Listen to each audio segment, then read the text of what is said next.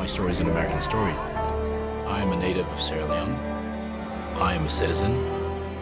I am an immigrant. I am American.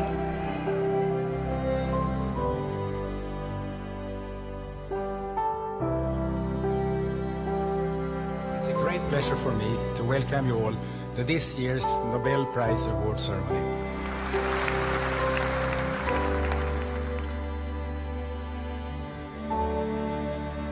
This is a day I've been looking forward to for 2.5 years.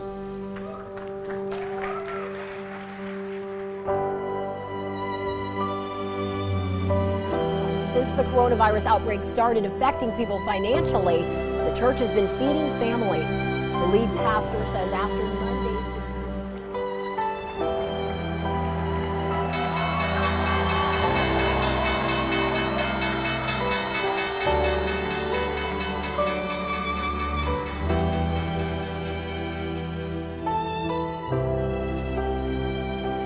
What they are about to try and do is follow in the steps only 3 American women have ever. Unbelievable at the end! He's done it! The flags of freedom fly all over Europe. Hundreds of thousands crowd into American churches to give thanks to God.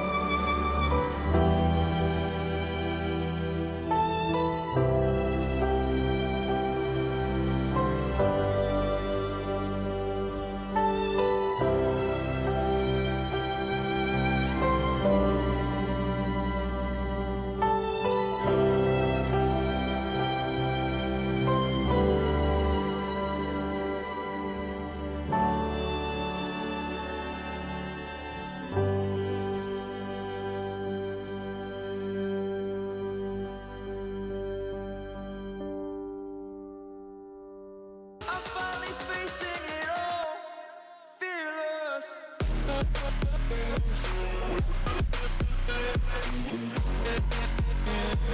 Hey, Dad! I miss you. Hello everyone, American Patriot here. Today is our Independence Day, and I could not be prouder to be speaking to you from YouTube. Today is the one day a year that we get to celebrate and rejoice in the fact that we live in the greatest country on earth. We have not always made the best decisions. We have not always done what needed to be done. There is still a ton of work to be done. However, we still are the best hope for mankind. I am a proud American who loves his country. Today, to me, represents more than just our independence. It represents the sacrifice that it took to give birth to our amazing nation. None of this could be done without the Declaration of Independence. So, I'd like to read a part of it to celebrate this glorious day.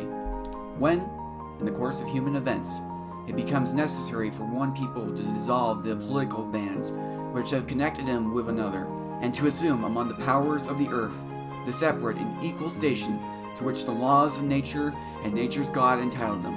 A decent respect to the opinions of mankind requires that they should declare the causes which impel them to separation. We hold these truths to be self-evident, that all men are created equal, that they are endowed by their Creator with certain unalienable rights, that among these are life, liberty, and the pursuit of happiness.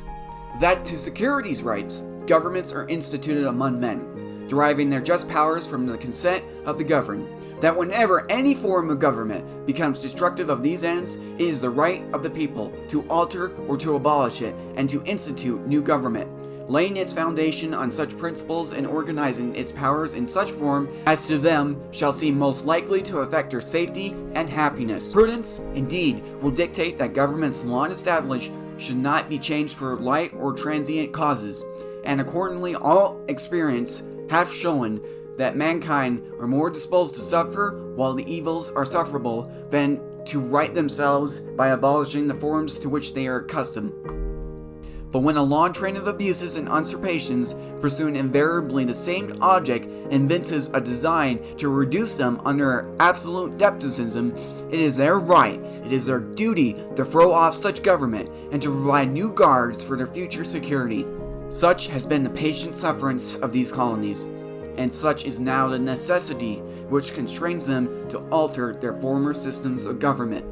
The history of the present King of Great Britain is a history of repeated injuries and usurpations, all having in direct object the establishment of an absolute tyranny over these states. To prove this, let the facts be submitted to a candid world. And thus, they created the single greatest document in the history of the world. That is just an excerpt from the Declaration of Independence. What a magnificent document made by the greatest people, in my opinion, to ever walk the earth. They might have not been perfect, but they gave way to the greatest nation on earth, and that says something.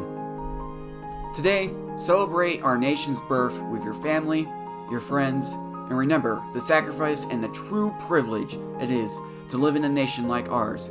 God bless you, and God bless the United States of America. Thank you.